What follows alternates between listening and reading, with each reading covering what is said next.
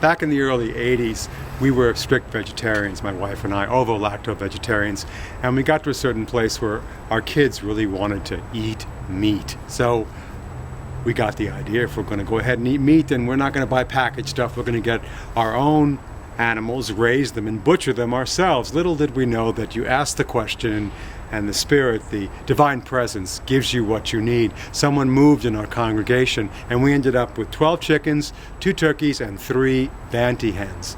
Well, one of the turkeys, one of the sweet turkeys, was the nicest, sweetest, pet we've ever had. It would follow us around and lay down and spread out its wings and want to be scratched behind the ears, and we'd wake up in the morning and it would just rush to greet us. It became our best friend and a pet of the family. We love that bird. Very dangerous thing when you know it has to come soon.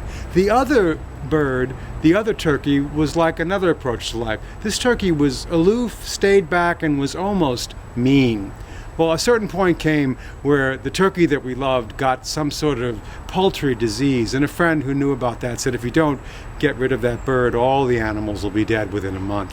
And so it was time to do an early butchering, and here I am, this confirmed vegetarian for, 15 years of my life. And so I read all the books. One of them was Vegetarian's Guide to Big Dummies' Slaughter of Beautiful, Precious Animals That Are Alive. And I ended up finding out exactly what you were supposed to do. I followed all the right traditions. I fasted for several days beforehand. I sharpened the axe blade. And I got myself ready and prepared with meditation to the Great Spirit for gratitude and gratefulness for this wonderful bird's life.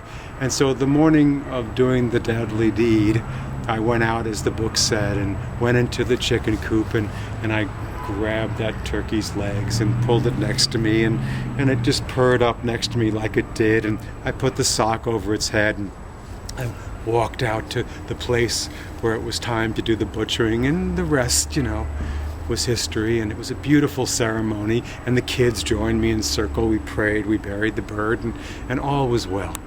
Well, when it came close to Thanksgiving time, it was time to butcher the other bird. We'd gotten quite big by that point, and I did all the same practices I had done for the other bird. I meditated, I fasted, I prayed.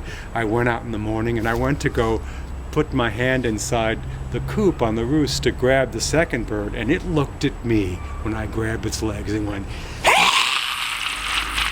and it literally ran out of the coop, just about knocked me over. And I'm running around with this axe, screaming, Maureen, Maureen, get out here and help me. This bird is driving me crazy. And the German Shepherd's barking, and the cats are meowing, and the kids are screaming. And finally, we cornered the bird, and I missed with the axe. And it was just awful, awful experience. But yet I had done exactly the same practices to bring me in the awareness of the presence. If we do this work for the result that we'll get in the outer, it's not always going to deliver what we want.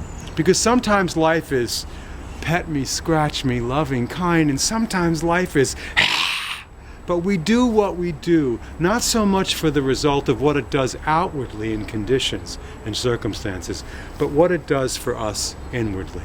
So find ways to practice and look for pleasant results, but when they don't go your way, just say, life. As for me and my house, I will practice for the feelings of goodness and kindness and peace that it brings to me, so I can meet and greet every situation just the way it has to be on its own terms. Practice deeply. Enjoy. Namaste.